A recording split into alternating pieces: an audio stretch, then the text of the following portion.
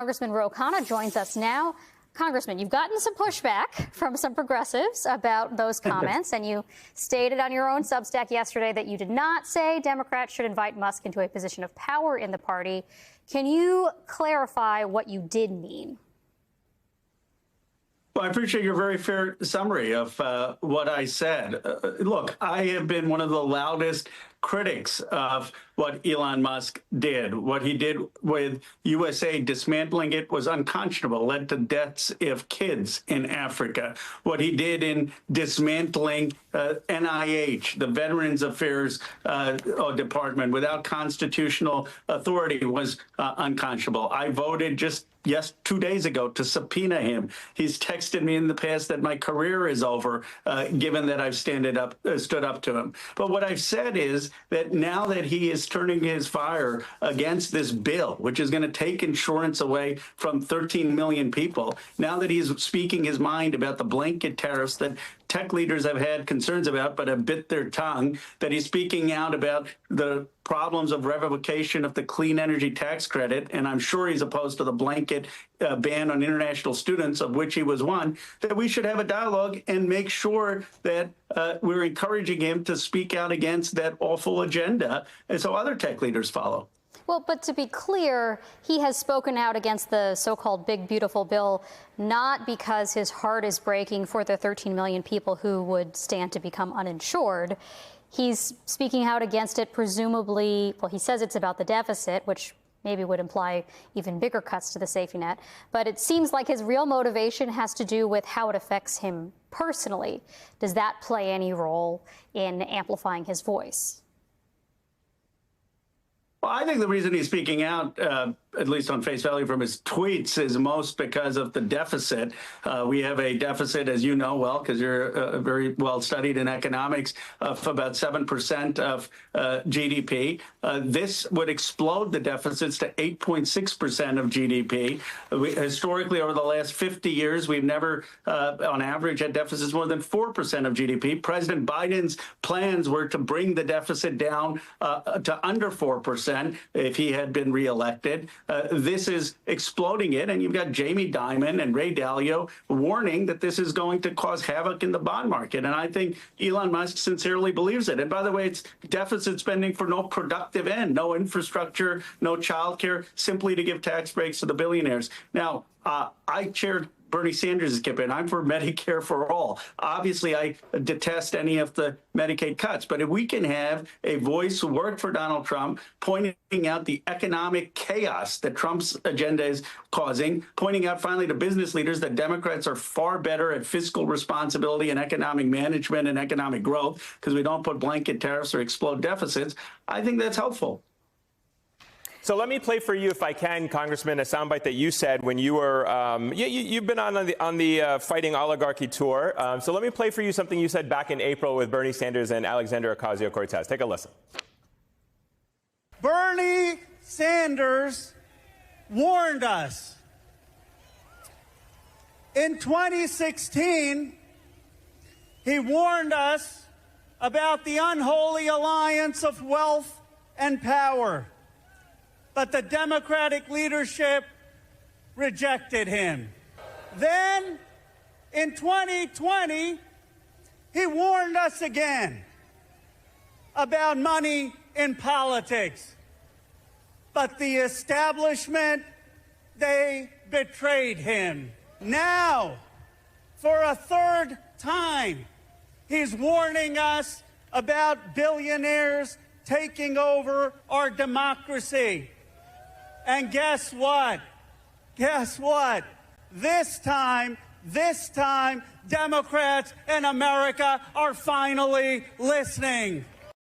So a two-part for you, Congressman. One, do you still stand by that? And two, is this simply a case of like the enemy of my enemy is my friend, that you're looking at Donald Trump as a threat? And if Elon Musk is going to be in opposition to Donald Trump and his agenda, then you want to welcome him into the fold of the Democratic, not party, but certainly the Democratic wing, if you will, of our politics?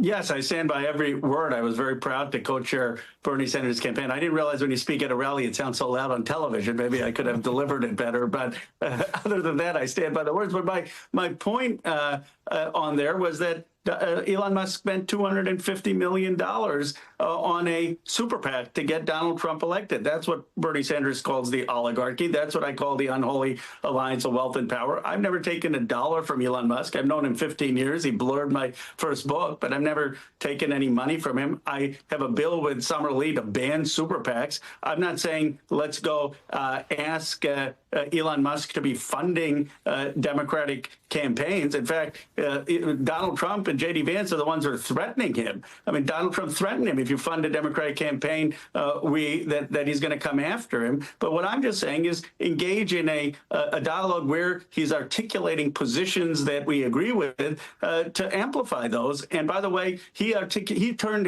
that whole of Twitter as basically one machine against Kamala Harris. If he's putting out things criticizing Donald Trump and other tech leaders are putting it out, I think that's helpful. But I would not take any super PAC money from him or any money from him. Congressman, let's go back to One Beautiful Bill for a second. Can you talk a bit about the current provisions in the bill that ban regulation of AI, and specifically from local and state governments who, may want to have some input in what kind of data centers are being put in their communities? Do you think that that's a provision that survives as it goes through the Senate? It's one of the most dangerous provisions in this bill that hasn't gotten enough attention. I did an interview with Verge where I said that we need to get rid of this 10-year moratorium, which would prevent states, for 50 states, from doing any legislation to protect kids from being addicted to social media because of addictive algorithms. It would protect a state from passing a law saying truck drivers need to have their jobs. You can't just have self-driving trucks. It would protect us from having algorithmic rent increases.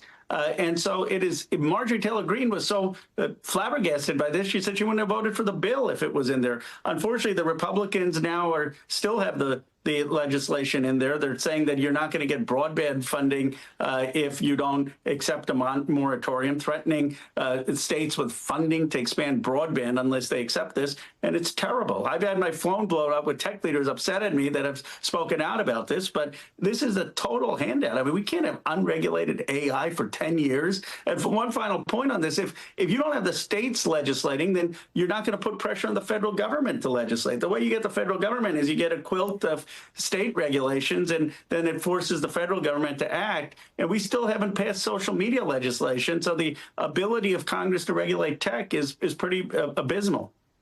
Congressman, we've been watching footage of the protests in L.A. and in your home state, obviously not your district, this evening. And I'm just curious if you have any thoughts on how those are being handled thus far, if you are hearing concerns from your own constituents about ICE activity or other kinds of immigration enforcement happening within your district.